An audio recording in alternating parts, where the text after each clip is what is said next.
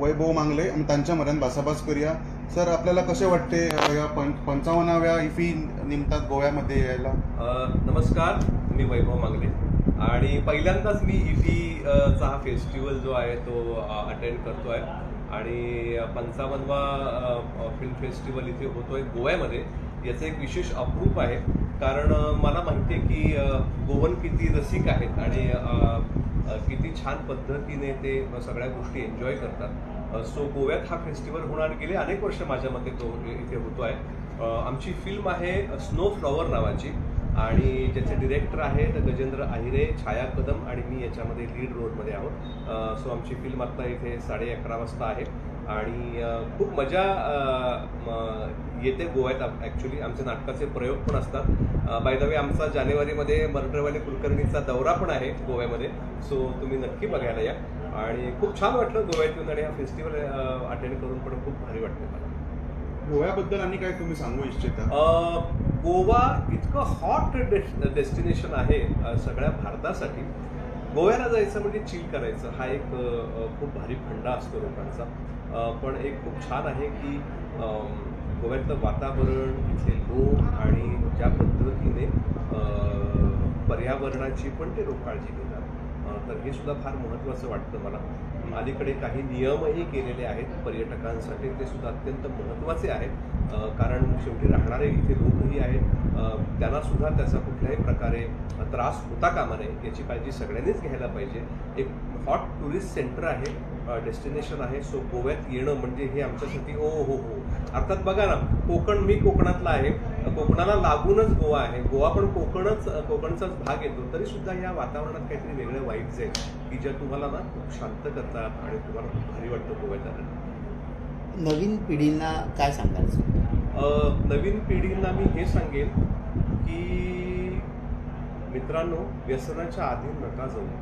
कारण मी आता खूप ठिकाणी फिरतोय तर लोक खूप व्यसनाधीन होत चाललेली आहेत. म्हणजे करतात व्यसनं, अनेक लोकांना व्यसनं असतात, पण त्याच्या अधीन होणं किंवा त्याचा आयुष्यावर परिणाम होणं ही भयंकर मोठी गोष्ट अलीकडे होत चालली आहे. सिगरेट, दारूच्याही पुढे खूप गोष्टी कानावर येतात आणि त्याची भीती वाटते.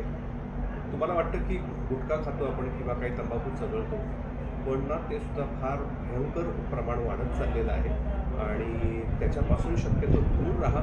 आपला जो भाग आहे, आपला परिसर आहे तो छान ठेवा आणि पर्यावरणाची काळजी घ्या.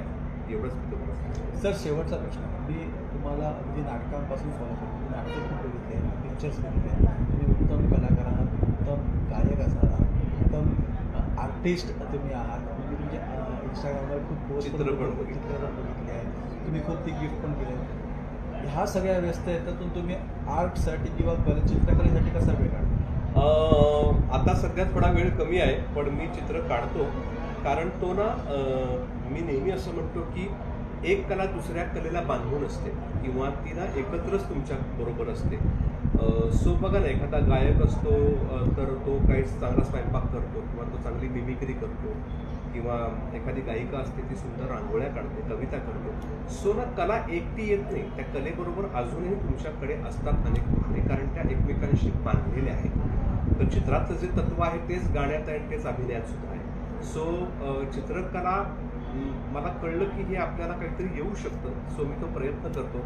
जेव्हा वेळ असेल तेव्हा नक्की काढण्याचा प्रयत्न करतो. पण आता व्यस्तता इतकी आहे की थोडा वेळ मला वेळ मिळतो. जेव्हा असे पिक्चर काढतात, सिरियल काढतात आणि नवीन पिढी जेव्हा याच्यामध्ये पुढे यायला शोधतात, पण त्यांना कुठेतरी फायनान्स हे भेटत नाही, तर त्याबद्दल तुम्ही काय सांगू शकता?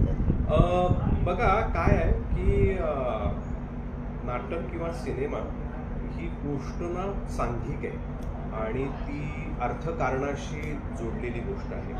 कारण पैशाचं सोंग कुणालाच आणता येत नाही. सो मला असं म्हणायचं आहे की जे जेन्युइनली प्रोड्युसर आहेत किंवा जेन्युइनली ज्यांना या सिनेमामध्ये पैसे टाकून सिनेमा बनवायचा आहे तर त्यांना कॉपरेट करायला पाहिजे सगळ्यांनी, आर्टिस्टपासून डिरेक्टरपासून बाकी सगळ्या टीमनी. तर काय एक सिनेमा चालला तर तो अजून त्याच्या जीवावर 2 सिनेमे काढतो. कळलं? आम्ही आर्टिस्ट तर काम करतच आहोत, पण मला वाटतं की प्रोड्युसर ही जी गोष्ट आहे ही फार मोठी गोष्ट आहे. त्यामुळे सगळ्यांनी कॉपरेट करायला पाहिजे आणि आर्टिस्टसाठी गंमत अशी आहे ना की तुम्ही स्वतःवर खूप सतत काम करत राहिलं पाहिजे.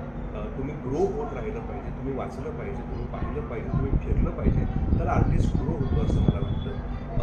आपल्याकडे थोडंसं काय झालं मराठी या सगळ्या याच्यामध्ये की ना लिखाण फार बरं होत नाही अशी सगळीकडे काय म्हणतो आपण त्याला ओरड आहे. आणि पण मला वाटतं की त्यासाठी पण वेळ काढावा लागतो. लिखाण फार मोठी गोष्ट आहे.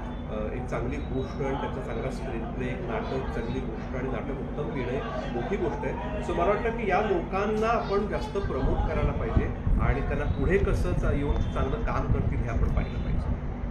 धन्यवाद.